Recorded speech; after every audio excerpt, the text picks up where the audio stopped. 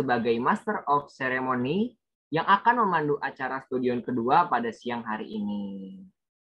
Nah, teman-teman, gimana nih kabarnya pada siang hari ini? Boleh banget nih berkabar di kolom chat ya.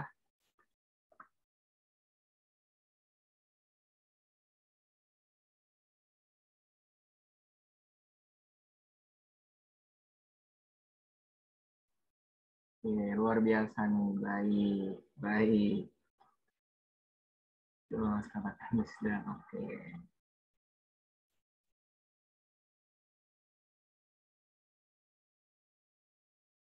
Nah, teman-teman juga yang tidak ada kendala sinyal atau kendala jaringan boleh banget nih untuk on cam biar bisa menyimak pemaparan materi di acara studion kedua siang hari ini dengan maksimal. Yuk teman-teman yang bisa on cam.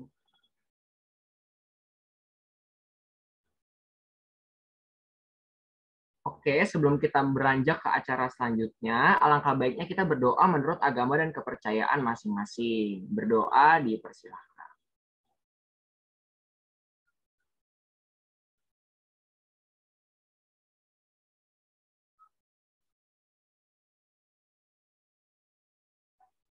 Amin, berdoa dicukupkan. Nah, pada stadion kedua kali ini ada tema menarik dan juga seru nih pastinya yang akan menambah keilmuan dan informasi baru untuk kita semua. Dan pastinya juga akan pernah habis untuk dibahas dan diulik lebih lanjut. Oke, materi untuk studion kedua ataupun tema untuk studion kedua pada siang hari ini adalah Get to Know and One and Step Closer with PKM and Mawapres. Wow, menarik sekali ya teman-teman materinya. Nah, sebelum kita beranjak ke inti acara kita pada siang hari ini, izinkan saya selaku Master of Ceremony untuk membacakan susunan acara pada siang hari ini. Yang pertama, ada pembukaan oleh MC, yang kedua ada doa, yang ketiga ada pembacaan susunan acara, yang keempat ada pembacaan CV moderator, yang kelima ada pembacaan CV pembicara pertama, lalu yang keenam ada pemaparan materi oleh pembicara pertama, yang ketujuh, ada pembacaan CV pembicara kedua. Yang kedelapan, ada pemaparan materi oleh pembicara kedua. Lalu yang kesembilan, ada sesi diskusi dan tanya jawab. Lalu yang ke-10, ada pemberian sertifikat kepada pemateri oleh moderator. Lalu yang ke-11, ada pemberian sertifikat kepada moderator oleh MC. Yang ke-12, ada dokumentasi. Dan yang ke-13, ada penutupan. Baik. Selanjutnya izinkan saya untuk membacakan CV moderator kita pada studion kedua kali ini. Nah, kira-kira teman-teman bisa nebak nggak nih siapa yang akan menjadi moderator kita di studion kali ini? Boleh banget nih berkabar di kolom chatnya.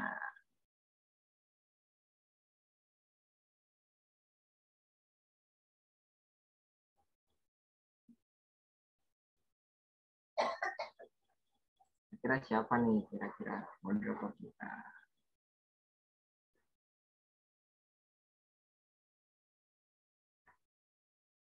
Oke, baik. Sepertinya teman-teman udah pada nggak sabar dan pastinya bertanya-tanya nih kira-kira siapa nih moderator kita yang akan memandu acara studion kedua kita pada siang hari ini. Oke, mungkin tanpa berlama-lama langsung saja kepada kakak operator, saya persilakan untuk share screen. Oke, moderator kita pada studion kedua kali ini ada Kak Siska Aprilia Kaulika, di mana Kak Siska sendiri merupakan seorang mahasiswa tahun kedua dari program studi biologi di Universitas Negeri Jakarta. Nah, di sini ada pengalaman pekerjaannya. Yang pertama yaitu Science and Mathematics International Conference atau SMIC dari bulan Oktober 2021 sampai dengan sekarang sebagai sekretaris. Lalu selanjutnya ada sebagai bendahara di Expo KPM UNJ dari bulan Februari 2022 sampai dengan sekarang. Boleh di-scroll ke bawah lagi, Kak. Untuk tingkat pendidikannya sendiri, sekarang Kak Siska sedang menempuh pendidikan di Universitas Negeri Jakarta, program studi sarjana biologi dari bulan Agustus tahun 2020 sampai dengan sekarang. Lalu untuk pengalaman organisasi Kak Siska sendiri, yang pertama yaitu di kelompok peneliti muda Universitas Negeri Jakarta sebagai Kepala Biro Keuangan dari bulan Maret tahun 2022 sampai dengan sekarang. Lalu sebagai staf dari Ekonomi Kreatif di kelompok peneliti muda Universitas Negeri Jakarta pada bulan Maret 2021 sampai dengan bulan Desember tahun 2021. Lalu untuk beberapa kemampuan, penghargaan, dan juga pengalaman lain yang dipunyai oleh Kak Siska sendiri, yang pertama ada hard skill-nya, yaitu ada Microsoft Office yang menyangkut ada Microsoft Word, Excel, dan juga PowerPoint, lalu ada Outlook dan juga Canva. Sedangkan untuk soft skill sendiri di sini ada critical thinking, quick learner, dan time management. Lalu yang ketiga ada interest-nya dari Kasiska sendiri, yaitu ada digital marketing dan business development. Wow, sangat keren sekali dan sungguh luar biasa sekali nih ya pengalaman yang dimiliki oleh Kasiska. Mungkin tanpa berlama-lama kita sapa dulu kali ini ya moderator kita untuk stadion kedua kali ini. Halo Kasiska, apakah sudah terhubung? Halo Yere, sudah terhubung nih. Oke, baik. Gimana nih kabarnya Kasiska di siang hari ini? Alhamdulillah baik Yere. Kalau Yere sendiri gimana? Saya juga baik nih Kak kabarnya. Oke, kalau boleh tahu mungkin kesibukan Kasiska belakangan hari ini apa aja ya Kak? Mungkin kemarin selesai PKP 2, terus kuliah, terus mungkin beberapa agenda lain kali ya. Oke, baik. Semoga apapun yang Kasiska lakukan senantiasa diberikan kemudahan dan dilancarkan segala urusannya ya Kak. Oke, baik. Sepertinya teman-teman peserta semuanya pada nggak sabar nih untuk menyimak pemaparan materi di stadion kedua kali ini. Lama-lama saya serahkan selanjutnya kepada Kasiska Aprilia Koleka selaku moderator. Kepada Kasiska, waktu dan layar saya persilahkan. Baik, Assalamualaikum warahmatullahi wabarakatuh. Halo semuanya. Sebelumnya terima kasih kepada MC kita yaitu Yere. Izinkan saya untuk memperkenalkan diri saya kembali. Saya Siska Aprilia Koleka selaku moderator yang akan mendampingi pembicara pada studi on kedua kali ini. Dengan pembicara yang tentunya super keren dan super inspiratif ya teman-teman. Nah, kira-kira siapa ya pembicara kita untuk sesi materi pertama? Penasaran nggak nih? Udah pada tahu di. Oke, karena udah pada tahu juga, kita langsung aja yuk lihat profil singkatnya dari Kak Andre Ferdiawan. Kepada operator dipersilakan untuk share screen CV-nya. Baik, pembicara pertama kita yaitu Kak Andre Ferdiawan, lahir di Jakarta tanggal 3 Maret 2001 dan berikut merupakan email dan nomor handphonenya Kak Ferdi, Kak Andre maksudnya, dengan LinkedIn sebagai berikut. Bisa banget nih kita kepoin linknya. Next, nah ini merupakan pengalaman penelitian dalam 5 tahun terakhir. Mungkin karena banyak sekali, saya bacakan 3 teratas saja, yaitu The Designer, aplikasi rancang busana berbasis virtual reality untuk meningkatkan kualitas busana para wirausahawan.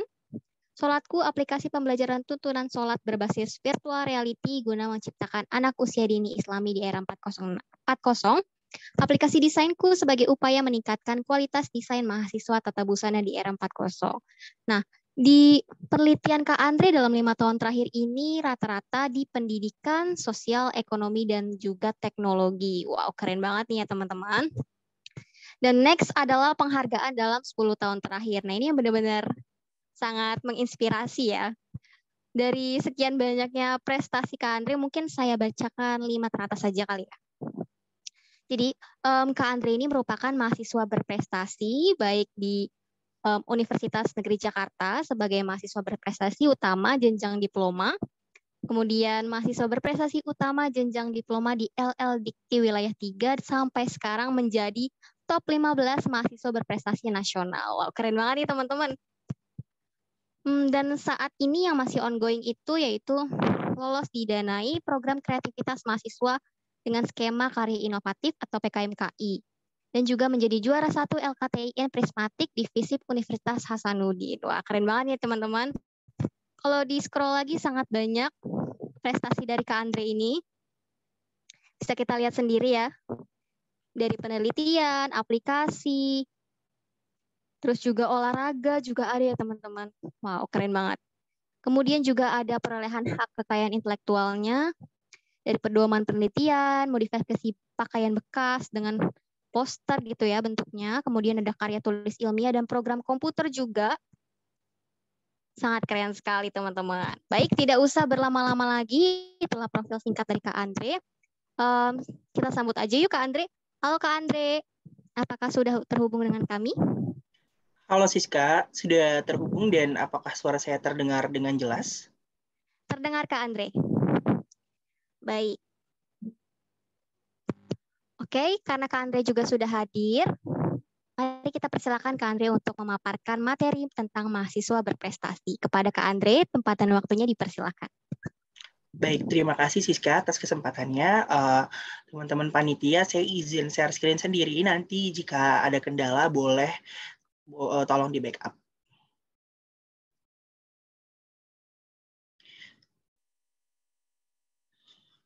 Apakah sudah terlihat dengan jelas, teman-teman? Sudah Kak Andre, sudah terlihat. Udah ke slideshow belum sekarang? Sudah.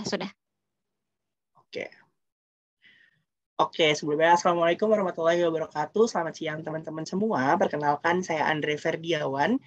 Diminta sama teman-teman dari KPM untuk membawakan materi mahasiswa berprestasi.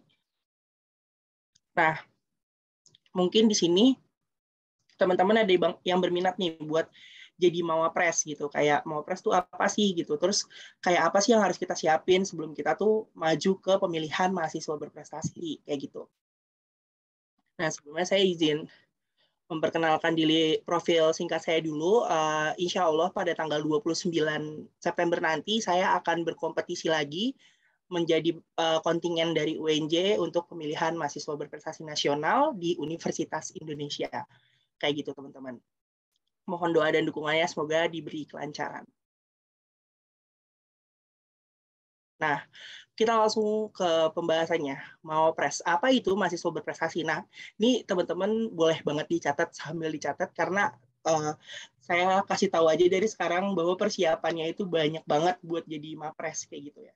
Dan teman-teman perlu tahu dulu bahwasanya mahasiswa berprestasi adalah mahasiswa yang memiliki kecerdasan komprehensif yang menyeimbangkan antara hard skill terus soft skill. Nah, kemampuan ini dapat diperoleh mahasiswa melalui kegiatan intrakurikuler, kokurikuler, dan ekstrakurikuler. Kayak gitu. Jadi antara akademik dan prestasinya itu juga harus imbang nih teman-teman. Kayak gitu. Terus juga dalam ajang mahasiswa berprestasi, mahasiswa yang mengikuti akan diseleksi sesuai dengan kompetensi atau kriteria yang ditetapkan. Dalam hal ini, mahasiswa diharapkan mampu memiliki prestasi yang diunggulkan dan menyeimbangkan ketiga komponen kegiatan tersebut. Prestasi yang diunggulkan ini harus teman-teman, karena ya namanya mahasiswa berprestasi tentu kontribusi nilai tertinggi ada di prestasi teman-teman. Kayak gitu. Dan menyeimbangkan ketiga komponen. Nanti akan saya jelaskan lebih lanjut ketiga komponennya itu apa aja. Kayak gitu. Terus juga mahasiswa berprestasi juga ini punya tujuan teman-teman. Yaitu diharapkan mahasiswa mampu menanamkan dan mendemonstrasikan penerapan nilai-nilai kreativitas dan inovasi, pemikiran kritis dan pemecahan masalah yang tepat, komunikasi aktif dan kolaborasi, sehingga mahasiswa mampu menyitas disrupsi yang tengah terjadi di berbagai bidang. Nah, ini nih yang penting banget tujuan Filmapres. Kayak buat apa sih Filmapres diadain? Nah, ini untuk menyitas disrupsi yang tengah terjadi di berbagai bidang. Kayak gitu. Nah, ini juga teman-teman boleh dicatat persyaratan umum dari Filmapres. Yang pertama, teman-teman harus terdaftar pada Penedikti dan aktif sebagai mahasiswa program diploma atau sarjana maksimal semester 6. Ini maksimal. Dan dari semester 1 udah boleh mendaftar Filmapres kayak gitu. Lalu yang kedua, berusia tidak lebih dari 20 tahun pada tanggal 1 Januari 2023 berarti nanti. 2023 yang dibuktikan dengan KTP dan kartu izin tinggal terbatas atau KITAS. Lalu juga belum pernah menjadi finalis Filmapres tingkat nasional. Lalu teman-teman juga merupakan wakil resmi dari program studi, fakultas, atau universitas masing-masing. Dan IPK yang teman-teman harus miliki minimal 3 kayak gitu. Jadi diusahakan teman-teman, karena kan ini pemilihan mahasiswa berprestasi ya. Nah, itu setidaknya IPK teman-teman tuh 3 kayak gitu. Oke, ada lagi, sorry. Nah, ada lagi berkas Filmapres. Yang pertama, rekapitulasi IPK dibuktikan dengan DHS. Lalu bikin gagasan kreatif dan produk inovatif. Nah, gagasan kreatif ini itu buat jenjang sarjana dan produk inovatif buat jenjang diploma. Nah, yang buat jenjang sarjana ini, teman-teman usahakan nih, bahwasanya gagasan yang teman-teman ajukan memang benar-benar tidak bisa direalisasikan sekarang. nggak bisa direalisasikan saat ini, tetapi dia berjangka 3-5 tahun ke depan. Kayak misalnya tahun pertama teman-teman buat uji kecil, pembuatan produknya dan segala macam. Dan di 5 tahun ke depan itu udah sampai proses komersialisasi seperti itu. Jadi teman-teman ini buat gagasan kreatif ini benar-benar harus memperhatikan 5 tahun ke depan atau 3 tahun ke depan baru bisa direalisasikan kayak gitu. Dan kalau bisa tuh yang jenjang sarjana nih jangan melulu membuat tentang aplikasi-aplikasi gitu, karena takutnya salah persepsi antara teman-teman dan juga juri kayak gitu. Terus juga untuk yang jenjang diploma ini membuat produk inovatif. Nah, produk inovatifnya ini harus segera diselesaikan sebelum grand final kayak gitu. Jadi produk inovatifnya ini benar-benar harus sudah jadi gitu pas teman-teman presentasi buat grand final, baik di tingkat fakultas, universitas maupun di tingkat nasional kayak gitu. Terus juga teman-teman harus mengumpulkan portofolio prestasi maksimal 10. Nggak boleh banyak-banyak teman-teman, jadi 10 aja. Tapi itu memang benar-benar prestasi yang diunggulkan, kayak gitu.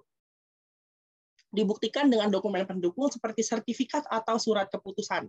Kalau misalnya sertifikat itu yang juara-juara, nah surat keputusan itu kayak misalnya teman-teman menjabat gitu ya, menjabat di sebuah organisasi itu ada surat keputusannya. Kayak gitu. Lalu juga teman-teman harus membuat video profil diri berdurasi 2 menit, itu isinya keunggulan teman-teman dan kegiatan selama kuliah. Misalnya selama kuliah, selain berkuliah, saya juga aktif berorganisasi di A, B, C, D. Saya juga aktif di kegiatan perlombaan A, B, C, D, kayak gitu. Terus juga video SDGs yang berbeda dengan SDGs pada GK atau PI maksimal 5 menit tanpa proses editing. Ini one take. Jadi teman-teman harus bikin video. Misalnya teman-teman di KTI-nya SDGs poin 4. Nah, teman-teman harus bikin video SDGs yang berbeda sama yang di KTI-nya. Kayak gitu, misalnya teman-teman mau bahas poin 8, poin 10, dan segala macamnya. Dan itu berdurasi 5 menit, menggunakan bahasa Inggris, dan nggak boleh ada proses editing apapun. Jadi benar-benar one take, kayak gitu. Jadi benar-benar sekali take 5 menit. Udah, kayak gitu. Terus teman-teman juga harus membuat narasi kisah inspiratif 2-3 halaman. Yang nanti akan teman-teman sampaikan kisah inspiratifnya pada saat grand final universitas. Begitu. Terus yang ketujuh, mengikuti simulasi tes TOEFL, kepribadian, dan wawasan kebangsaan. Terus serta memenuhi batas minimum yang ditetapkan. Nah, untuk wawasan kebangsaan ini tuh wajib teman-teman, karena sampai nasional tuh wawasan kebangsaan itu ada. Kayak gitu. Lanjutnya. Nah, alur seleksi dari Pilmapres nih teman-teman. Yang pertama teman-teman akan ada seleksi tingkat prodi. Ini tapi nggak semua prodi itu mengadakan seleksi. Ada yang langsung mendelegasikan mahasiswanya kayak gitu. Habis di prodi teman-teman akan masuk ke grand final fakultas. Nah, di grand final fakultas inilah teman-teman akan memperebutkan setidaknya untuk melaju ke universitas teman-teman harus jadi juara 1 atau juara 2 kayak gitu. Baru bisa ke tingkat universitas. Nah, di tingkat universitas, itu nanti bakalan disaring lagi nih, ada 19 finalis nantinya dari semua fakultas, baik jenjang diploma maupun sarjana. Itu yang akan maju ke tingkat wilayah, itu cuma 2, yaitu juara 1 jenjang S1 dan juara 1 jenjang diploma, kayak gitu. Nah, setelah di wilayah, nanti teman-teman akan melawan seluruh universitas di DKI Jakarta ini, kayak gitu, ada UI, terus ada BINUS, ada Universitas Pertamina, universitas yang lain-lain lah pokoknya. Jadi nanti di wilayah ini teman-teman akan diseleksi lagi, dan di wilayah ini, wilayah 3 namanya, itu teman-teman akan mewakili DKI Jakarta. Dan yang mewakili DKI Jakarta ke tingkat nasional itu, di nasional awal itu ada 5. Iya, S1 ada 5, D3-nya ada 3. Diplomanya ada 3, sorry. Nah, jadi abis itu teman-teman masuk nih, setelah lolos wilayah nih, 8 orang lolos wilayah, akan diseleksi lagi ke tingkat nasional awal. Nah, di tingkat nasional awal, itu akan dipilih top 15-nya, gitu. Finalisnya tuh 15 besar doang. Nah, pas sudah sampai di 15 besar, teman-teman akan memperebutkan juara 1, 2, dan 3, kayak gitu. Nah, setiap tingkat seleksi terdapat 2 perwakilan terpilih untuk mewakili di tingkat selanjutnya. Dibuktikan dengan SK Korprodi, Dekan, atau Rektor. Nah, ini dia nih penilaian Pilmapres. Aspek penilaian pada grand final Pilmapres meliputi nilai presentasi GK atau PI melalui media poster. Jadi kalau teman-teman masuk grand final universitas, nanti harus bikin poster nih. Baik poster deskripsi diri maupun poster buat KTI-nya teman-teman, kayak gitu. Lalu nilai kemampuan komunikasi dalam bahasa Inggris, nilai kepatutan yang meliputi integritas, stabilitas emosi, dan bebas paham radikal. Nilai bahasa Inggris yang menjadi kepatutan diberikan dalam 4 kategori. A, diunggulkan, B, disarankan tanpa syarat, C, disarankan dengan syarat, D, tidak disarankan. Nah, untuk yang dapat,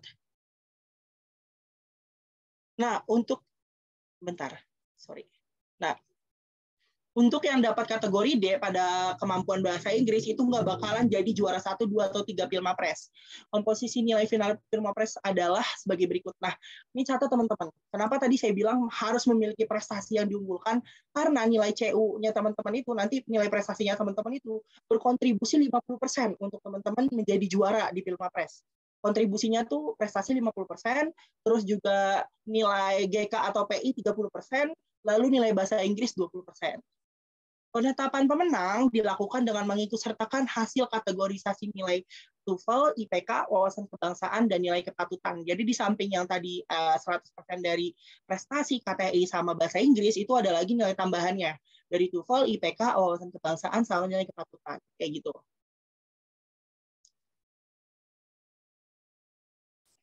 Selanjutnya ada juga nih capaian unggulan. Yang perlu teman-teman ketahui bahwasanya capaian unggulan itu tidak melulu tentang prestasi juara 1, 2, 3, tapi banyak sekali capaian unggulan yang diakui oleh Kemendikbudristek. Yang pertama itu ada kompetisi. Nah, kompetisi merupakan wujud capaian meraih gelar kejuaraan. Dapat berupa lomba bidang penalaran, olahraga, kesenian, keagamaan, atau sejenisnya. Nah, untuk kompetisi sendiri ini nih yang kayak juara 1, juara 2, juara 3, kayak gitu. Ini kompetisi. Nah, terus ada juga pengakuan. Pengakuan ini merupakan wujud capaian dalam satu event tertentu, misalnya teman-teman jadi narasumber, jadi pembicara, jadi pelatih, jadi juri, jadi moderator, atau sejenisnya. Nah, teman-teman perlu ketahui bahwasanya jadi moderator di Nalari itu juga bisa, jadi moderator di TOT itu juga bisa, yang penting tingkatnya adalah nasional, kayak gitu. Terus juga penghargaan merupakan wujud capaian atas dedikasi atau keberhasilan berinovasi yang berdampak positif bagi lingkungan serta diberikan oleh lembaga resmi. Misalnya penghargaan berupa hak kekayaan intelektual atau dari masyarakat itu sendiri kayak gitu. Nah, HAKI ini juga bisa nih teman-teman. Dan perlu teman-teman ketahui bahwasanya ngebawa aku sampai akhirnya jadi top 15 di nasional itu salah satunya HAKI.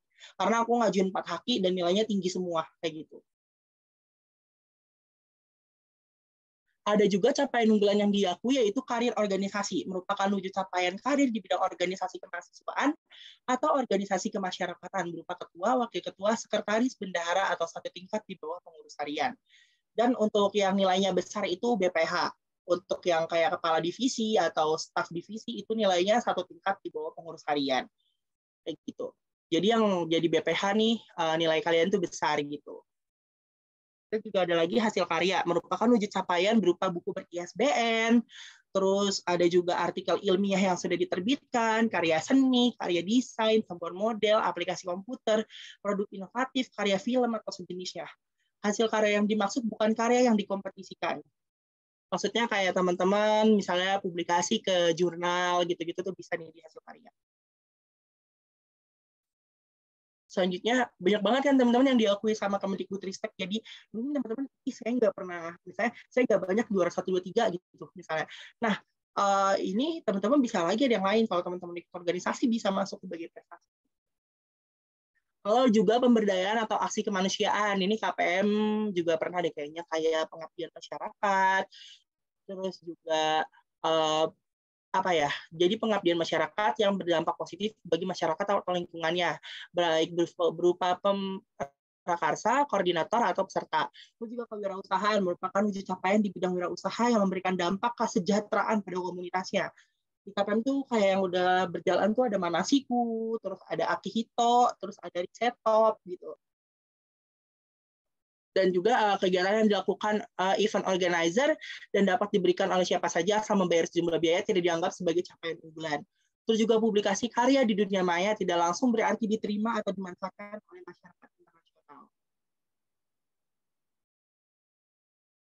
Nah, ini ada tabel kategorisasi mungkin agak kecil, nanti teman-teman minta aja sama panitia ya.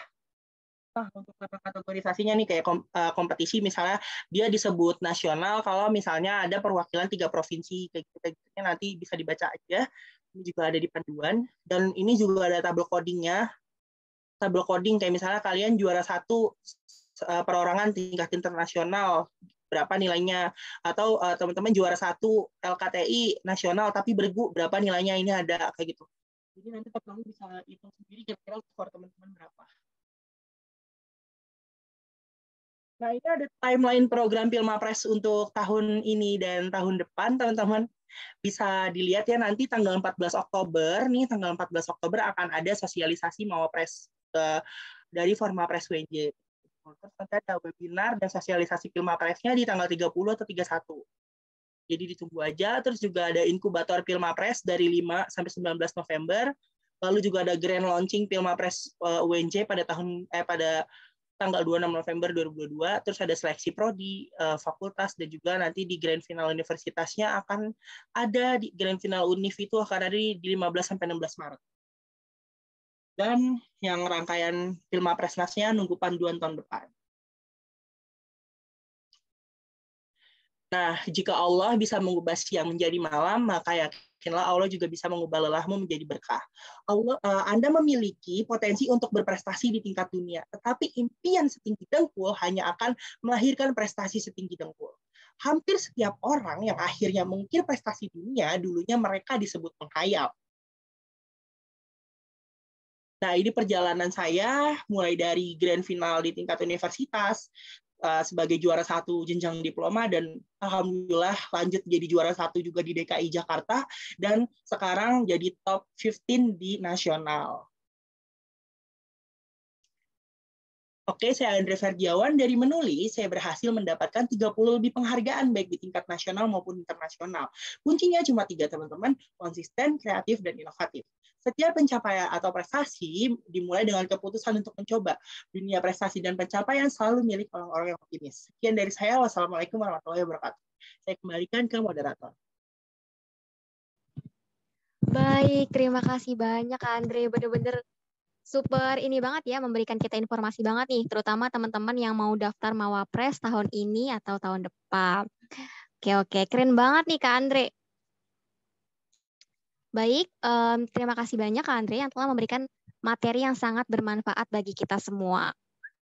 Sebelumnya, saya izin menginformasikan bahwa teman-teman yang bisa atau memiliki pertanyaan bisa banget untuk disimpan terlebih dahulu karena kita akan melakukan sesi tanya jawab pada materi kedua atau selesai materi kedua. Jadi nanti materi pertama sama materi kedua itu digabung, lalu sesi tanya jawabnya juga digabung ya teman-teman.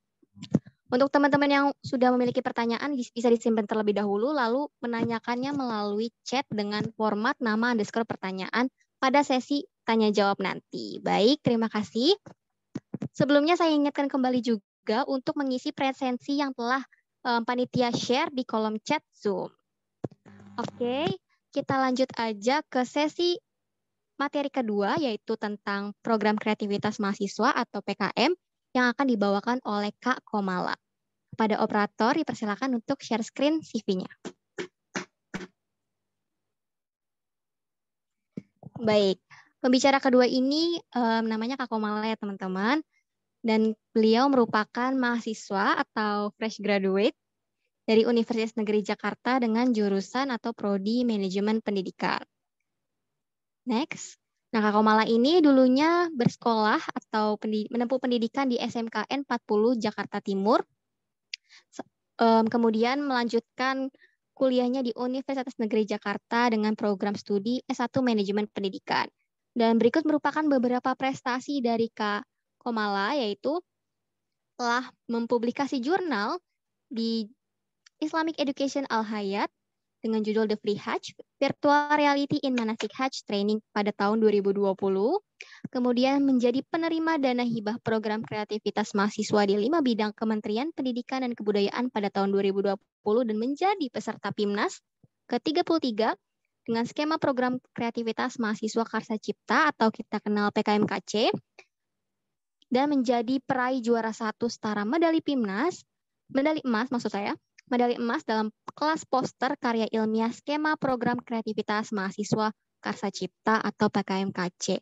Dan juga menjadi salah satu pemenang UNJ Awards bidang penalaran pada tahun 2021. Dan berikut merupakan pengalaman kerja dari Kak Komala, yaitu menjadi di Pusdiklat Manajemen Kepemimpinan Mahkamah Agung Republik Indonesia. Baik, itu saja mungkin profil singkat dari Kak Komala. Langsung saja kita sambut Kak Komala. Halo Kak Komala, apa sudah terhubung dengan kami? Halo Siska, udah terdengar suara saya? Kak. Sudah Kak, sudah terdengar. Halo. Gimana nih Kak, kabarnya Kak? Alhamdulillah, sehat. Siska gimana? Alhamdulillah juga Kak. Baik, apa Kak Komala sudah siap? Oke, siap. Bismillahirrahmanirrahim. Assalamualaikum warahmatullahi wabarakatuh. Waalaikumsalam warahmatullahi wabarakatuh.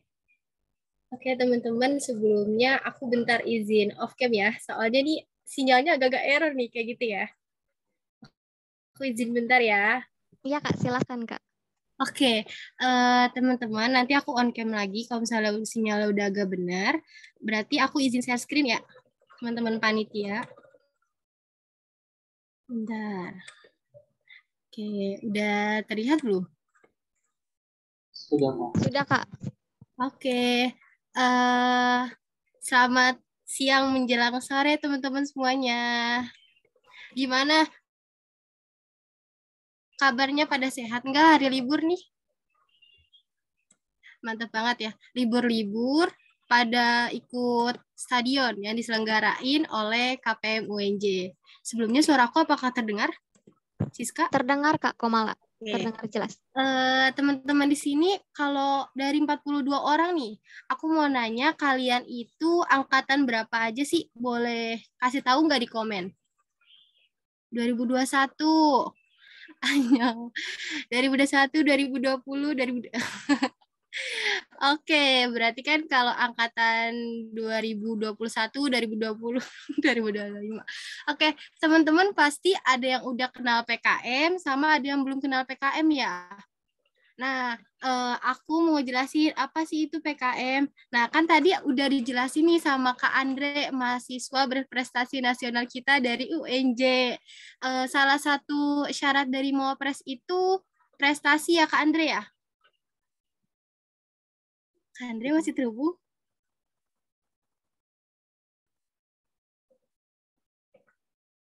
Kak Andre? Atau suara saya gak terdengar ya? Betul Kak, betul.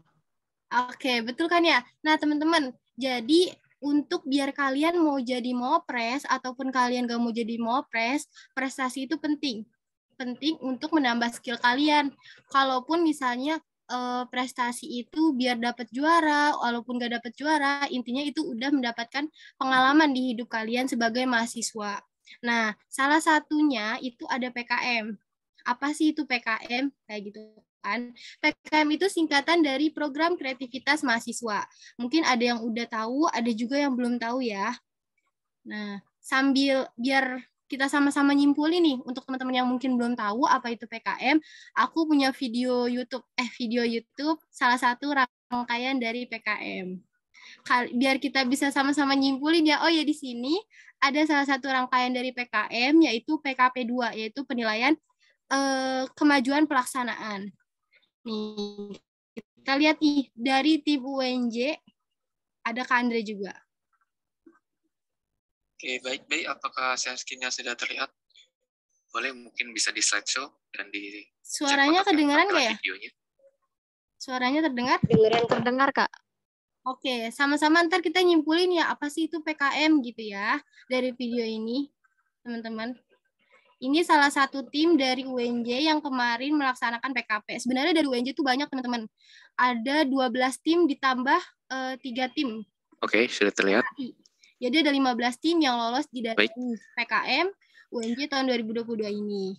Nah, ini merupakan... Sebelum mulai, mungkin kita bisa berdoa terlebih dahulu. Udah dipersilakan. Nih, mungkin di sini ada orang-orangnya ya. Ada Rafli, ada Andre, ada B, ada Farhan, dan juga ada Kaizu. Tandi, MPD sebagai dosen teknologi pendidikan dapat disimpulkan bahwa media berfungsi sudah sesuai dan tepat digunakan untuk sebagai bahwa media mendapatkan kesimpulan bahwa seluruh materi sesuai dan dapat digunakan sebagai sumber belajar. Berdasarkan hasil gereja waktunya bismillah.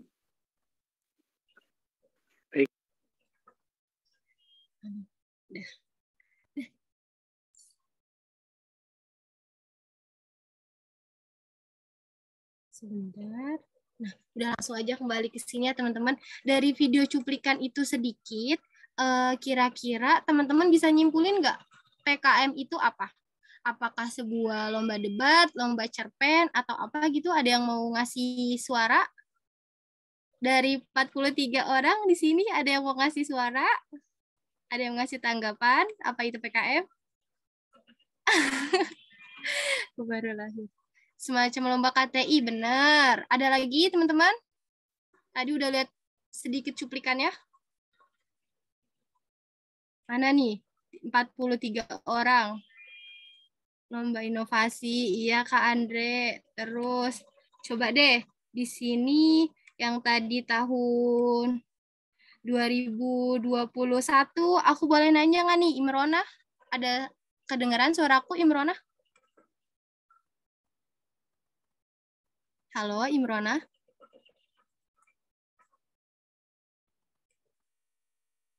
Cuplikannya macet-macet. Oh iya, mohon maaf ya. Ntar kita lihat lagi di YouTube. Cari aja PKM 2021 atau 2022, terserah. Oke, karena nggak ada respon nih, Imronanya mungkin ada kendala atau apa. Jadi teman-teman bisa dilihat ya, kalau PKM itu adalah semacam lomba karya tulis ilmiah yang diwadahi langsung oleh Kemendikbudristek. Fungsinya biar apa sih? Jadi dengan adanya lomba PKM ini, diharapkan lulusan-lulusan perguruan tinggi bisa menghasilkan lulusan yang siap bersaing di era global yang saat ini sangat pesat ya teman-teman. Nah, makanya itu dibuatlah salah satu lomba tentang inovasi mahasiswa, yakni PKM. Nah, teman-teman, PKM ini udah lama ya didirikan, dilaksanakan. Dari tahun 1988 kalau nggak salah. Kalau tahun ini 2022 berarti udah 35 tahun kalau nggak salah ya, teman-teman. Berarti udah lama juga ya pelaksanaan PKM ini. Nah, teman-teman, di PKM ini ada berbagai jenis PKM.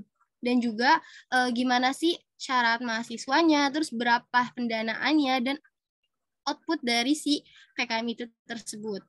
Nah, di PKM itu ada 8 bidang di Taba, AI, dan GFT. Nah, 8 bidangnya itu apa aja? Yang pertama, itu ada PKM Riset Eksakta atau PKM RE. Nah, kalau kalian anak FMIPA, di sini kan di UNJ kan ada FMIPA nih. Kebanyakan itu tuh mau meneliti tentang berkaitan dengan bidang ilmu eksakta gitu, tentang keilmiahan yang sebab akibat di ilmiah gitu. Nah, itu nanti kalian masuknya di RE kayak gitu. Nah, untuk jumlah mahasiswanya atau jumlah tim dari PKM RE ini dari 3 sampai dengan 5 mahasiswa. Dan untuk pendanaannya, kalian mendapatkan dana sekitar 5 sampai dengan 7 juta. Dan ada pun luarannya, di sini ada 3 luaran. 3 luaran wajib. Nah, di sini moderator kita juga termasuk nih, teman-teman. PKM RE. Ya, Kak Siska ya? Iya, Kak Kamala. Alhamdulillah. 2 tahun ya, Kak Siska ya? Didanai. Alhamdulillah, Kak. Bismillah, nanti Pimnas ya. Oke, teman-teman, selanjutnya untuk kalian yang anak pendidikan, ekonomi, sosial, terus anak seni juga mau neliti tentang PKM ini bisa juga masuk ke bidang RSA atau riset sosial humaniora. Dia itu bisa juga untuk anak D3, D4, S1.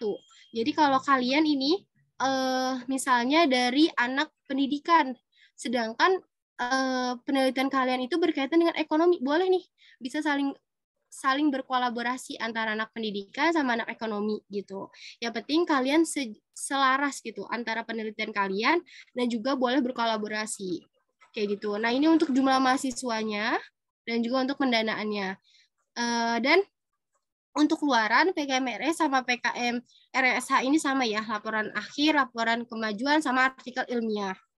Selanjutnya, yang ketiga itu ada PKMK. PKMK ini yaitu PKM kewirausahaan. Kalau misalnya kalian tertarik sama yang bidang-bidang mendapatkan cuan gitu kan, bisa menghasilkan uang gitu. Nah, kalian boleh nih menghasilkan ide di bidang kewirausahaan. Nah, jumlahnya juga sama, orangnya 3 sampai 5 dan juga untuk pendanaannya 5 sampai 7 juta.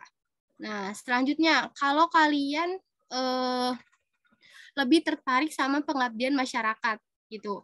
Dia itu untuk kerjasama non-profit ya teman-teman, non-profit.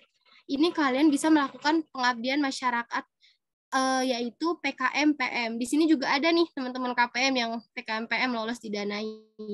Kalau nggak salah tim Nabilatul, Dini, Andi, ya kalau nggak salah di sini ada orangnya ya. Terus juga ada PKM PI. Nah, kalau misalnya kalian mau bekerja sama juga tapi untuk profit, untuk mitranya itu berprofit. Nah, itu kalian ke PI.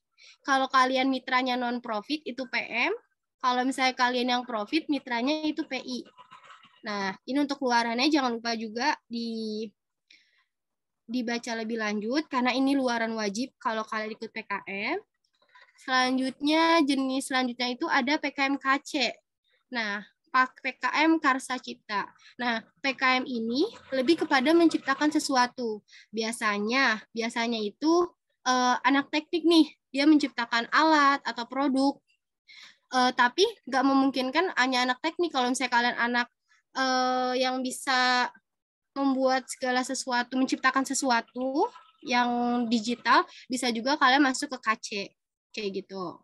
Terus selanjutnya untuk PKM KI. Nah, KI ini sama KC bedanya apa? Nah, KI ini kalian juga udah produknya itu udah benar-benar jadi dan udah bisa diproduksi untuk massal. Kayak gitu. Bedanya sama KC. Kalau KC hanya menciptakan produk saja, kalau KI ini udah benar-benar siap produknya untuk dimasalkan. Kayak gitu. Nah, selanjutnya kalau kalian di PKM ini juga ada yang namanya membuat video inovatif gitu yang berkaitan dengan isu-isu SDGs dan juga isu-isu nasional. Nah, di UNJ tahun ini juga ada yang didanai tentang PKM VGK. Nanti di sini kalian membuat video yang berkaitan dengan isu-isu SDGs kayak gitu. Nah, selanjutnya PKM selanjutnya itu PKM Gagasan Futuristik Tertulis atau PKM GFT. Nah, kalau teman-teman punya ide yang di luar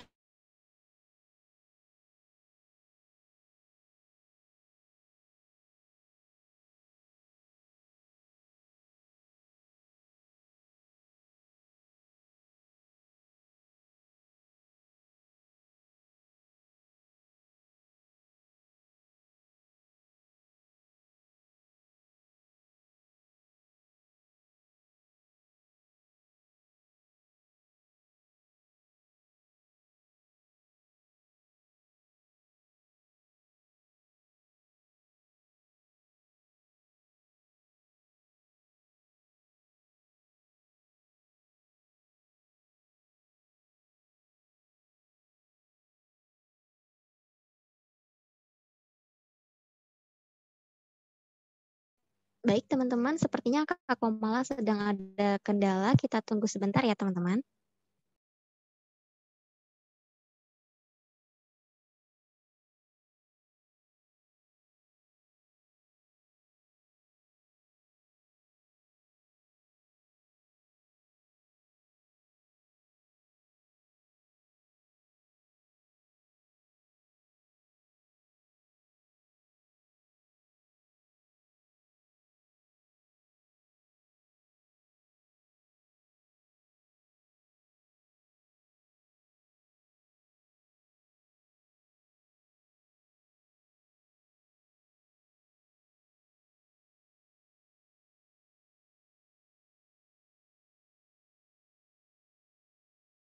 Teman, mohon maaf tadi kendala sinyal. Suara saya udah terdengar lagi belum ya? Iya, Pak. Sudah, Kak. Oke, mohon maaf ya teman-teman, emang kayak gini. Kalau misalnya Zoom dari rumah, tuh aku nggak ada sinyal mulu. Nih, kita lanjutkan ya. Tadi udah sampai mana ya? Aduh, aku ngomongnya kecepatannya. Dari jenis PKM apa ya tadi Siska? Siska?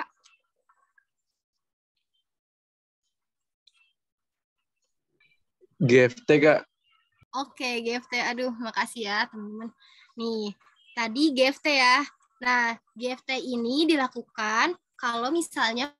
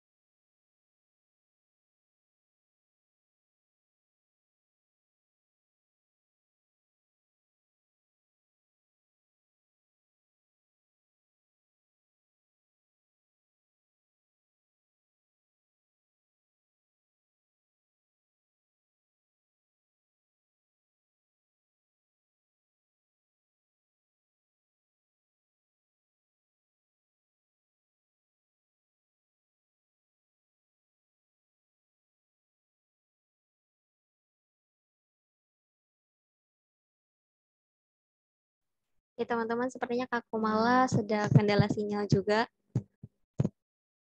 Oke, udah balik nih Kak Kumala.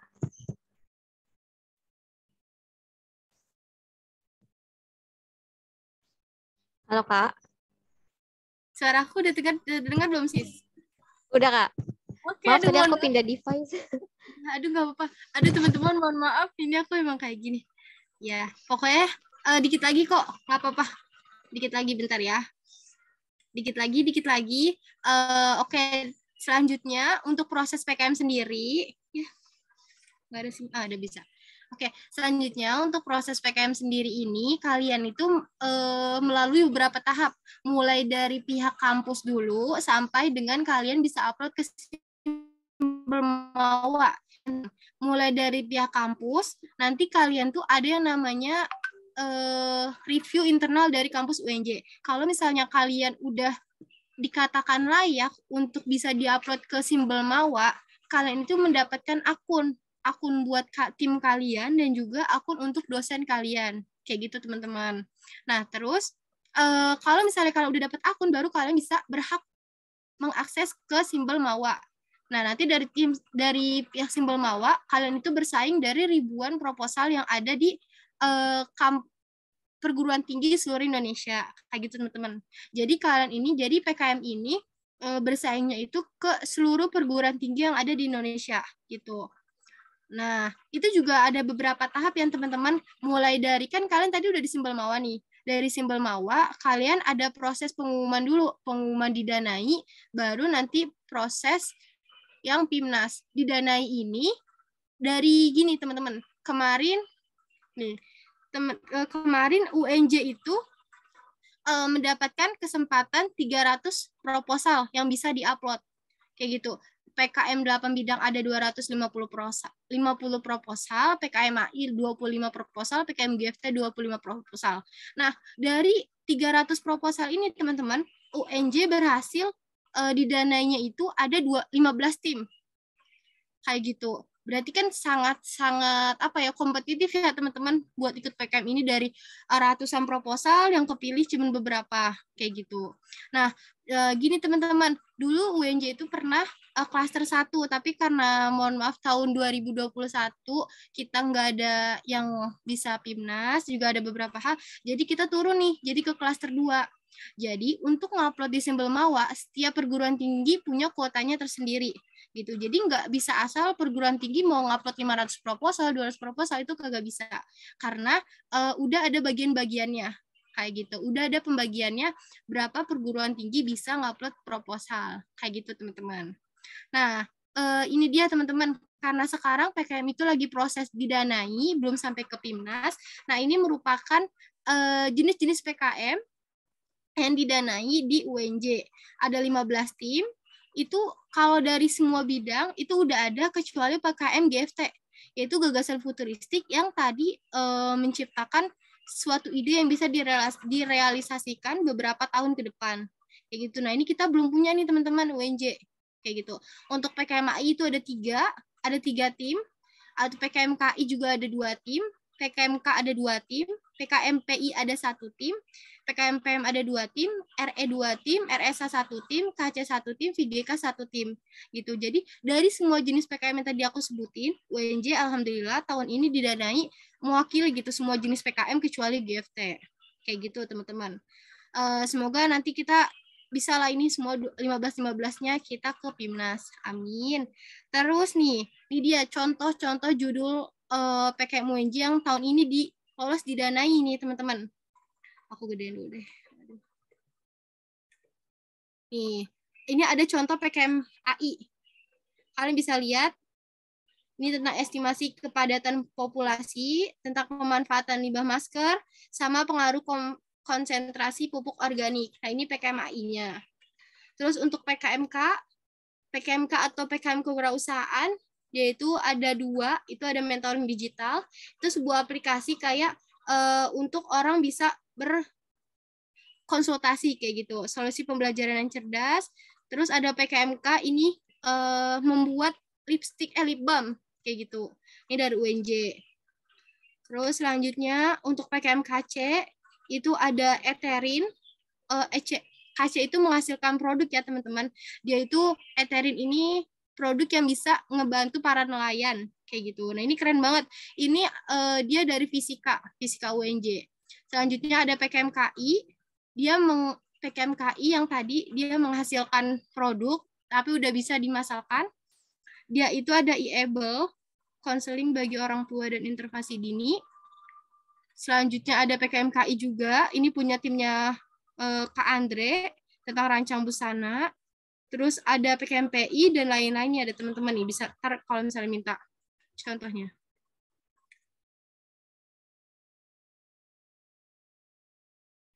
Nah, selanjutnya teman-teman mohon maaf lagi azan di rumahku, sebentar dulu boleh ya? Siska boleh sebentar ya, Sis? Boleh, Kak. Kita tunggu beberapa menit. Sebentar ya.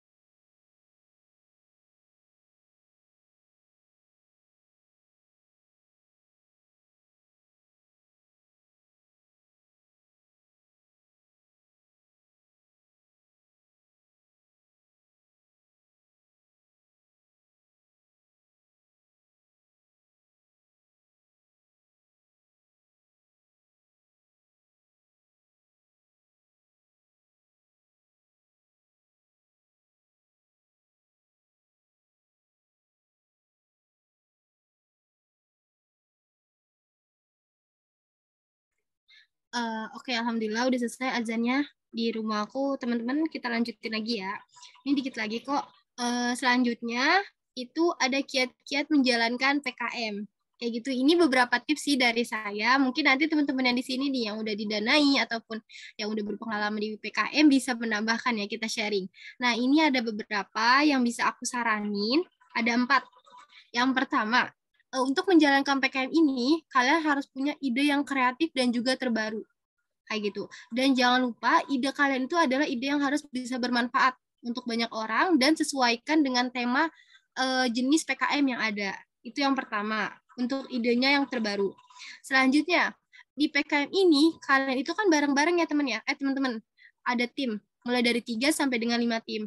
Nah, kalian itu usahakan atau bentuk tim kalian itu yang visinya itu sama, yaitu sama-sama mau juara PIMNAS. Karena kalau misalnya tim kalian itu visinya berbeda atau cuma ada 1-2 orang doang dari tim itu yang mau juara tapi yang lainnya mau nggak mau, itu susah banget teman-teman. Karena PKM ini kalian itu pelaksanaannya itu beberapa bulan kayak gitu. Jadi pasti ada beberapa dilema dalam tim kayak gitu teman-teman. Jadi cari teman yang mau susah dan senang bareng-bareng kayak gitu. Mulai dari disiplin, ngerjain tugasnya bareng-bareng, terus ngelaksanain semua programnya bareng-bareng. Itu kedua, orangnya ya, timnya. Yang ketiga, nah untuk PKM ini kan ada berbagai jenis dan juga ada pedomannya kayak gitu kan. Nah, usahakan kalian selalu taat pedoman sama aktif mencari info terbaru mengenai PKM. Jadi teman-teman kalau misalnya mau ikut PKM, paling pertama itu berpacu sama pedoman yang udah ada sesuai jenisnya. Terus kalian juga harus aktif cari info-info terkait dengan PKM. Boleh follow IG-nya PKM, terus juga cari-cari ada info apa lagi nih tentang PKM, karena tuh kalau kalian nggak aktif mencari, nanti kalian bisa ketinggalan informasi. Itu kiat yang ketiga. Selanjutnya, kiat yang terakhir dari aku, kalian juga harus menjaga hubungan baik sama orang tua, sama dosen, dan juga sama Tuhan. Kayak gitu. Karena kan kita dari 3 kiat ini kita udah berikhtiar, dan jangan lupa kita tawakal ya teman-teman. Berserah diri gimana pun hasilnya, yang penting kalian udah berusaha, dan jangan lupa selalu jaga hubungan baik sama dosen, pembimbing, sama orang tua kalian, minta doa restu, dan juga sama Tuhan. Oke. Dan ini teman-teman, video pelaksanaan dari PKM yang ujungnya itu adalah PIMNAS. Sebenarnya mau aku putar karena melihat apa namanya deh, sinyal aku yang nggak jelas gini. Nanti kalian bisa cari aja di YouTube terkait dengan PIMNAS PKM. Jadi yang pengen aku kasih tahu di sini, kalian tuh bisa ngerasain gimana sih kalian bisa ngewakilin perguruan tinggi yang kalian dan gimana caranya kalian bisa membanggakan kampus kayak gitu dari PKM. Terus terakhir itu ada quotes yang bisa kalian cari juga di Google nih. Pokoknya teman-teman, mari kita mulai masa depan kita dari hari ini, bukan hari esok. Jadi semangat untuk teman-teman, untuk semangat berprogres kayak gitu. Dan terima kasih teman-teman atas waktunya untuk mau dengerin saya tentang PKM. Dan kalau misalnya kalian anak UNJ, jangan lupa terkait dengan PKM bisa menghubungi langsung PKM Center UNJ. Nah, akhir kata, saya Komala. Mohon maaf banget apabila ada kesalahan dari tadi penyampaiannya. Wassalamualaikum warahmatullahi wabarakatuh. Terima kasih Siska. Waalaikumsalam warahmatullahi wabarakatuh. Wah, keren banget nih pembahasannya tentang PKM. Cocok banget untuk teman-teman yang mau daftarin proposalnya tahun depan nih. Semoga bisa didanai dan lolos PIMNAS seperti Kak Komala. Dan Kak Andre juga. Benar-benar keren banget ya. Ini paket lengkap nih dua pembicara kita pada hari ini. Baik, untuk selanjutnya kita akan masuk ke sesi tanya-jawab. Bagi teman-teman yang memiliki pertanyaan, bisa kirim ke kolom chat dengan format nama _ pertanyaan. Oke, apa sudah ada yang ingin bertanya atau bisa langsung on mic aja?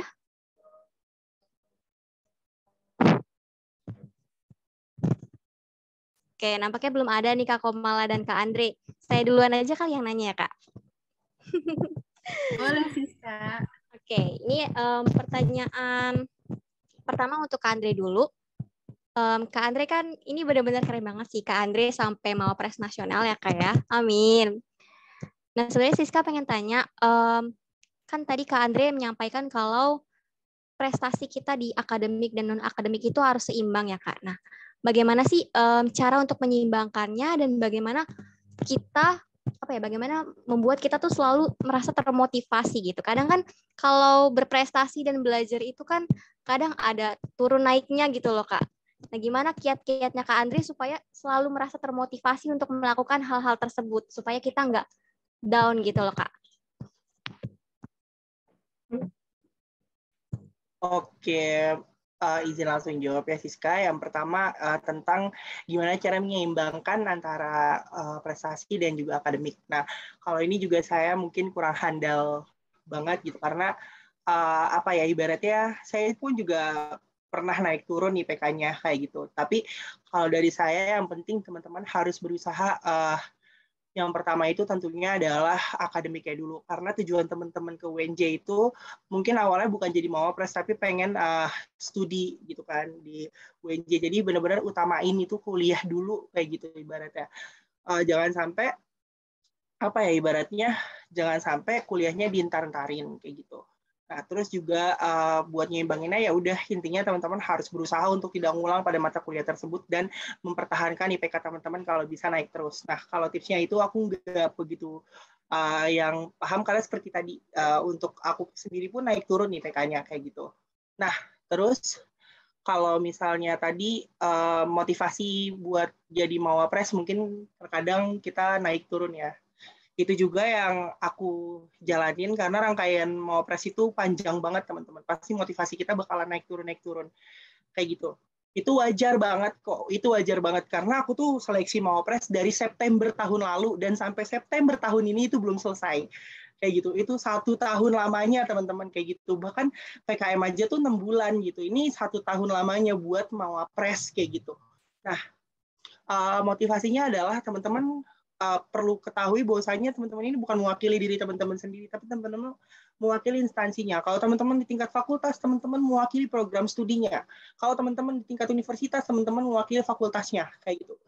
Nah, teman-teman perlu ketahui bahwasanya dukungan dari dosen pendamping, teman-teman, orang tua itu begitu besar buat kita jadi mawapres. Teman-teman perlu kayak motivasi yang kayak gitu tuh teman-teman harus ingat terus gitu. Mungkin pas lagi tingkat universitas, aduh capek nih rangkaiannya udah terlalu panjang. Nah disitulah teman-teman harus ingat bahwasanya banyak orang-orang di belakang kita yang siap mendukung kita penuh kayak gitu. Nah ini juga kayak penting sih kayak punya teman yang suportif dan segala macamnya itu penting banget karena rangkaian mawapres ini panjang dan pastinya kita perlu dukungan untuk sekedar ngeluh atau segala macam kayak gitu. Mungkin Kak Komala, terus juga kakak-kakak yang lainnya, BPHK di tahun lalu tuh udah jadi tempat aku ngeluh nih, kayak, wah itu, tapi ya itu aku perluin supaya motivasi aku untuk ini tuh nggak turun gitu. Sampai akhirnya, mungkin yang sebelumnya nothing tulus gitu, nggak percaya, sampai sekarang akhirnya di top 15 itu juga berkat bantuan dari kakak-kakak semuanya nih, yang BPHK di tahun lalu gitu, teman-teman KPM juga mungkin yang dukung saya penuh kayak gitu. Nah kayak gitu, jadi ingat aja kalau kita udah turun motivasinya orang-orang ini pada dukung nih di belakang kayak gitu, masa kitanya yang lemes kayak gitu. Itu aja sih Siska. Wah mantep banget nih Kak jawabannya, benar-benar ya sih mewakilkan banget ya kayak memang untuk motivasi kita sebagai mau jadi mahasiswa berprestasi dan sebagai mahasiswa pun emang naik turun, kadang males, kadang rajin, kadang ambis, kadang males lagi gitu. Oke, makasih banyak ya Kak Andre atas jawabannya. Oke, dari teman-teman apakah sudah ada yang ingin bertanya? Oke, sudah ada dari Kak Yuli Maulida. Halo Kak, aku hamba Allah. Oh, udah kesebut ya? Oh, maaf banget nih. Gak apa-apa lah ya. Izin bertanya ke Kak Komala, kira-kira untuk mengikuti PKM idealnya itu semester berapa ya Kak? Oke, boleh dijawab Kak Komala. Oke, terima kasih Yuli Maulida alias hamba Allah yang udah bertanya. Sebenarnya menurut aku idealnya ikut PKM itu kalau bisa dari mahasiswa baru. Jadi kan kalian terus nyoba nih. Mulai kan di PKM itu kan ada beberapa terdiri dari beberapa orang kan ya. Nah, kalian ikut aja kalau mahasiswa baru ngelihat cuttingnya nih, Kak aku boleh ikut gak kayak gitu.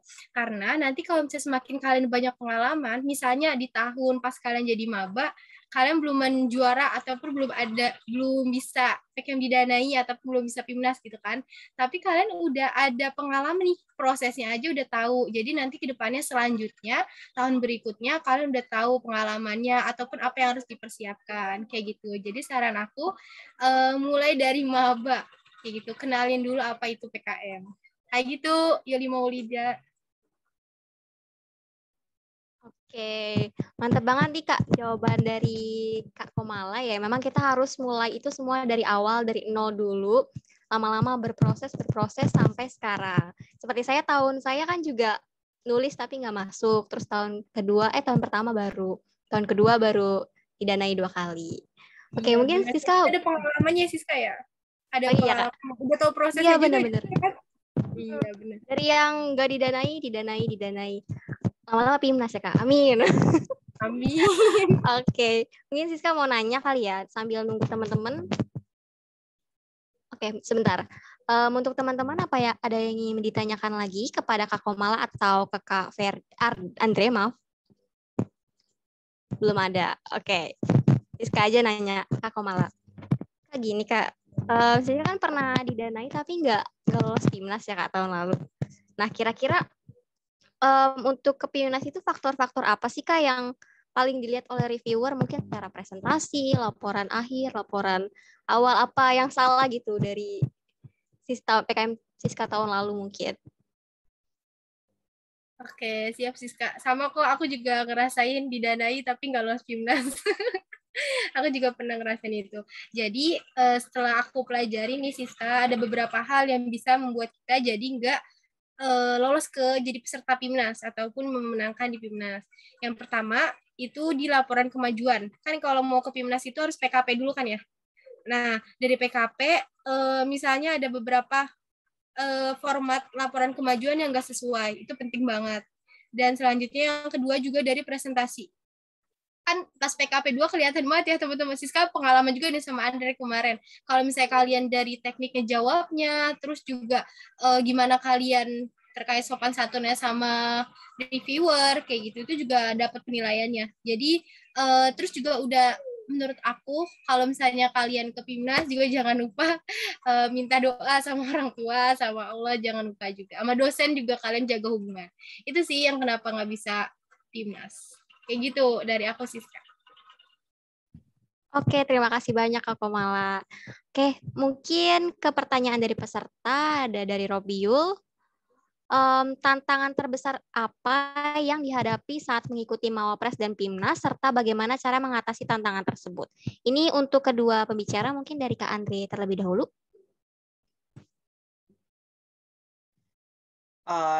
Oke, makasih Robiul atas pertanyaannya. Kalau misalnya dari aku sendiri, tantangan terbesar buat aku ikut Mawapres itu salah satunya adalah kemampuan bahasa Inggris.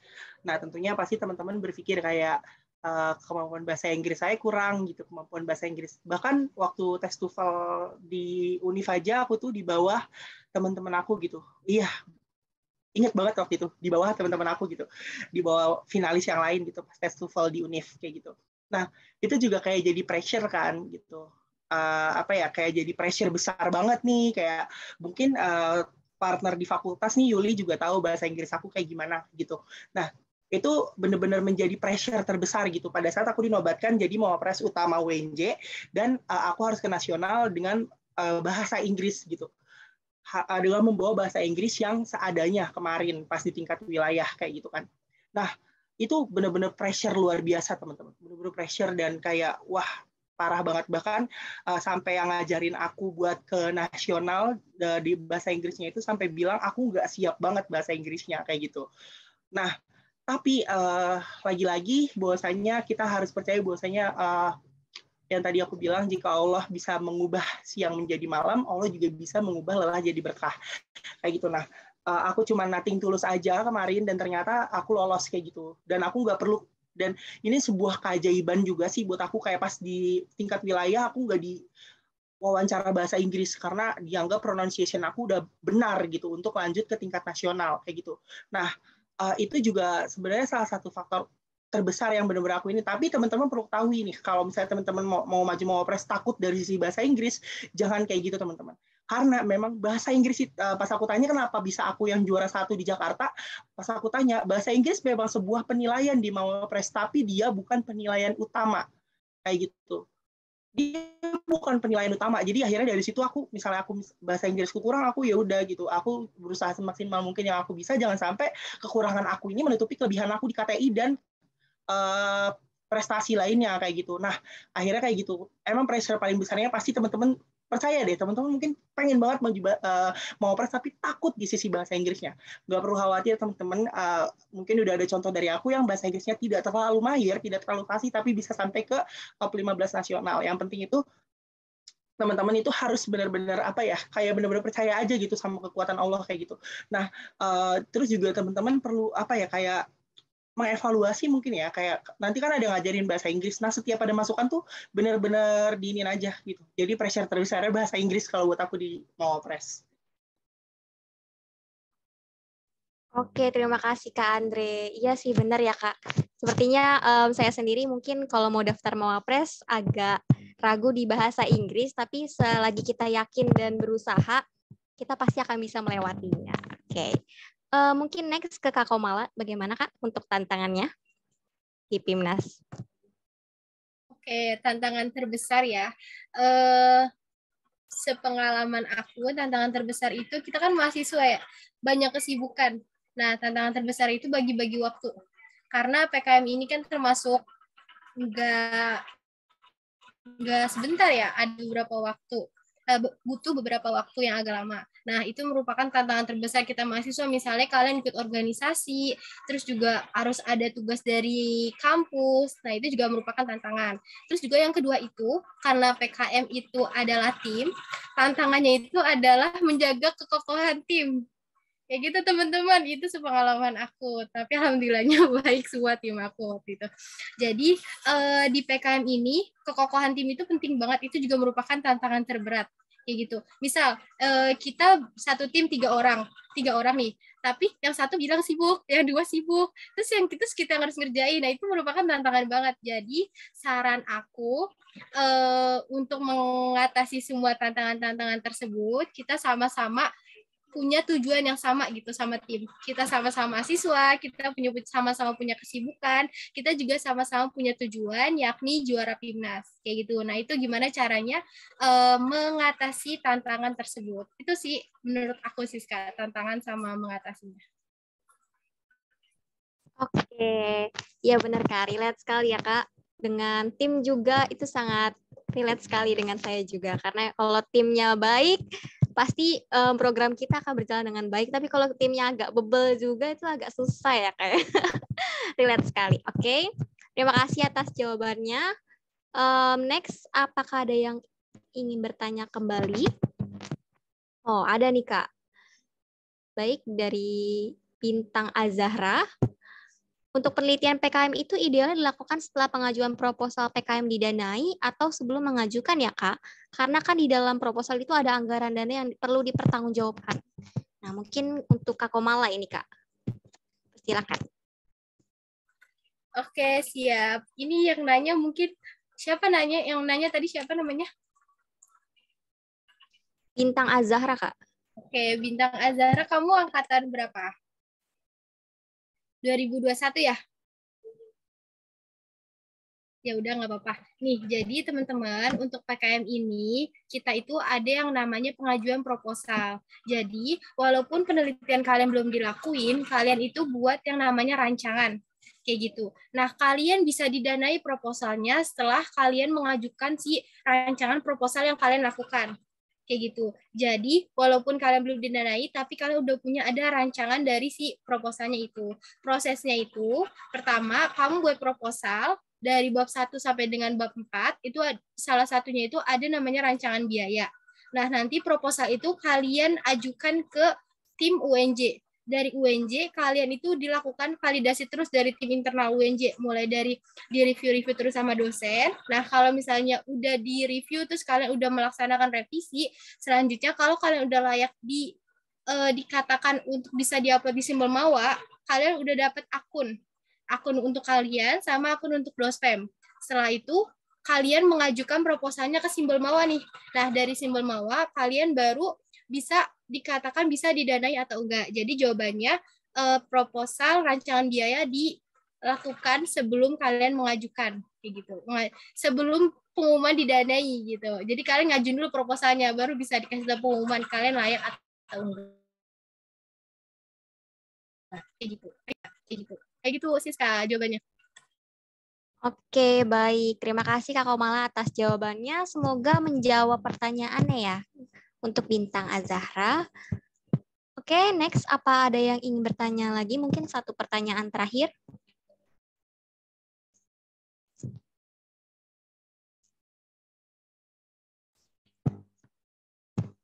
Oke, nampaknya sudah selesai gitu ya Kak. Sudah habis pertanyaan dari para peserta.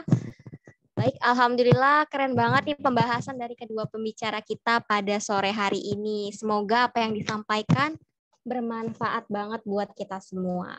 Sebelum ke acara selanjutnya, izinkan saya untuk mungkin membacakan rangkuman dari kedua pembicara. Yang pertama, materi Mawapres. Itu Mawapres adalah mahasiswa yang memiliki kecerdasan komprehensif yang menjaga keseimbangan antara soft skill dan hard skill dan mampu memiliki prestasi yang diunggulkan. Dan mungkin ada beberapa persyaratan dan berkas yang perlu dilengkapi untuk mengajukan sebagai Mawapres dan ada penilaian tersendiri. Dan juga yang paling penting adalah capaian unggulan. Baik, selanjutnya saya akan membacakan rangkuman atau kesimpulan dari materi PKM atau Program Kreativitas Mahasiswa. Itu adalah wadah yang memfasilitasi potensi yang dimiliki mahasiswa Indonesia mengembangkan dan menerapkan ilmunya.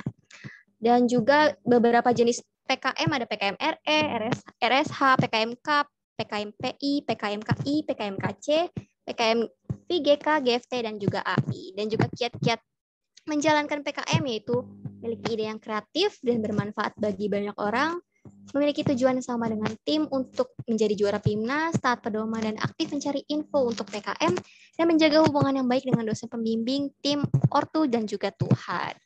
Baik, itu saja yang bisa saya sampaikan. Berikutnya adalah sesi penyerahan sertifikat kepada pembicara. Baik, untuk pembicara pertama, kepada operator. Maaf, ada suara. Baik, sertifikat ini diberikan kepada Kak Andre Ferdiawan APMM sebagai pembicara dalam kegiatan Study On kedua dengan tema Get to Know and Step Closer with PKM and Mawapres Universitas Negeri Jakarta melalui Zoom Cloud Meeting di Jakarta tanggal 24 September 2022 dan ditandatangani oleh Kak Rizky Wafian selaku Ketua Kelompok Peneliti Muda Universitas Negeri Jakarta dan Kak Yuli Maulida sebagai Kepala Divisi PSDA KPM UNJ. Sertifikat ini diberikan kepada Kak Andre. Mohon diterima ya Kak Andre. Baik, terima kasih Siska dan teman-teman KPM atas kesempatannya. Baik, terima kasih dan sama-sama Kak Andre. Next, ke pembicara kedua. Baik, sertifikat ini diberikan kepada Kak Komala APMM sebagai pembicara dalam kegiatan Study On kedua dengan tema Get to Know and Step Closer with PKM and Mawapres yang diselenggarakan oleh Kelompok Peneliti Muda Universitas Negeri Jakarta melalui Zoom Cloud Meeting di Jakarta pada tanggal 24 September 2022 yang ditandatangani oleh Kak Rizky Wafian selaku Ketua Umum Kelompok Peneliti Muda dan Kak Yuli Maulida sebagai Kepala Divisi PSDA Kelompok Peneliti Muda. Baik, sertifikat ini diberikan, mohon diterima ya Kak Komala. Iya, makasih Siska, makasih KPM. Mohon maaf ya teman-teman, tadi ada kendalanya. Baik, terima kasih. Tidak apa-apa Kak Komala. Baik. Pemaparan materi, diskusi, dan tanya jawab sudah selesai nih teman-teman. Saya selaku moderator pamit undur diri. Selanjutnya saya serahkan kembali ke MC, yaitu Yere. Oke, baik. Terima kasih Kak Siska selaku moderator yang telah memandu jalannya Study On kedua pada kali ini. Nah, teman-teman tadi pasti udah pada menyimak dong ya pemaparan materi daripada Kak Andre untuk Mawapres dan juga Kak Komala mengenai PKM. Jadi, bagi teman-teman semua nih yang pengen nanti ikut Mawapres ataupun mendaftarkan diri dan timnya di PKM bisa banget gitu loh. Saya juga sebagai MC mengucapkan banyak terima kasih nih untuk ilmu dan juga informasi barunya yang tadi disampaikan. Nah, selanjutnya ada penyerahan sertifikat kepada moderator, yaitu Kasiska. Kepada kakak operator, dipersilakan untuk share screen.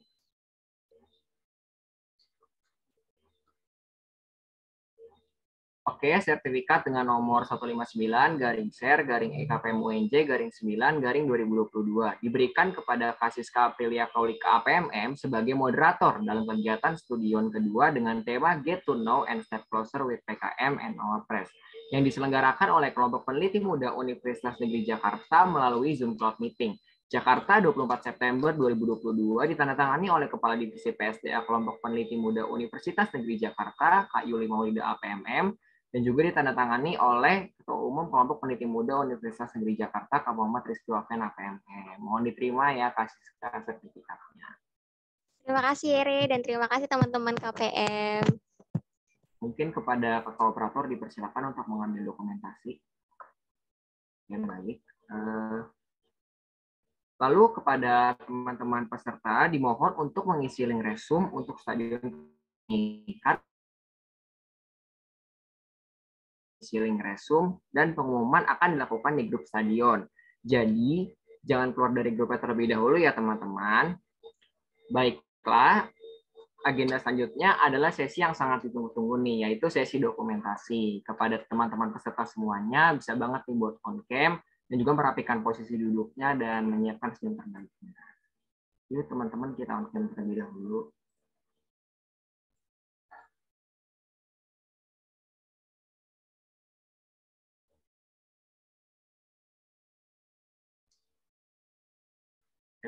Mungkin kita tunggu sampai 15.31 ya.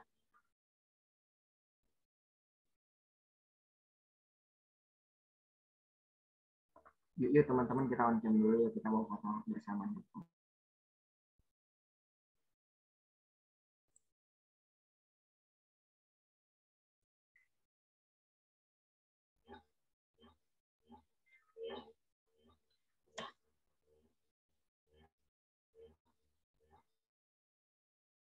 Mungkin ditunggu ya.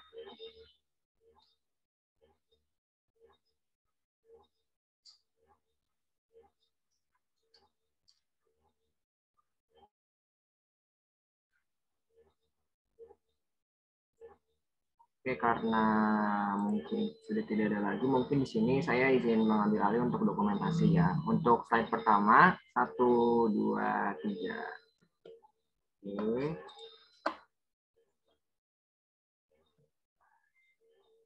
Dan untuk slide selanjutnya, slide kedua, 1, 2, 3. Oke, baik teman-teman semuanya.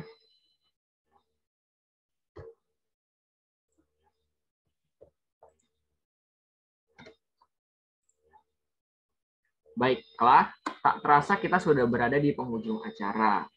Dan tak lupa saya mengucapkan banyak-banyak terima kasih kepada teman-teman peserta semua yang telah hadir dan mengikuti kegiatan studion kedua di siang hari ini. Saya izin menutup agenda studion kedua kali ini dengan sedikit pantun ya teman-teman. Pak Rama membeli pohon mangoni, tempat parkir ada di sini. Saya Yeremia Antonius, selaku Master of Ceremony, pamit undur diri. Sekian dari kami, dan akhir kata saya ucapkan wassalamualaikum warahmatullahi wabarakatuh. Sampai jumpa teman-teman. Terima kasih. Waalaikumsalam warahmatullahi wabarakatuh. Waalaikumsalam warahmatullahi wabarakatuh. Cakep ya, Re. Pantun lagi. Kakak walai. Pantun lagi. Terima kasih teman-teman. Terima kasih Andre dan Kak Kumala. Terima kasih Aci, terima kasih Yuli, terima kasih Wafia, terima kasih teman-teman semuanya. Terima kasih guys. Terima kasih.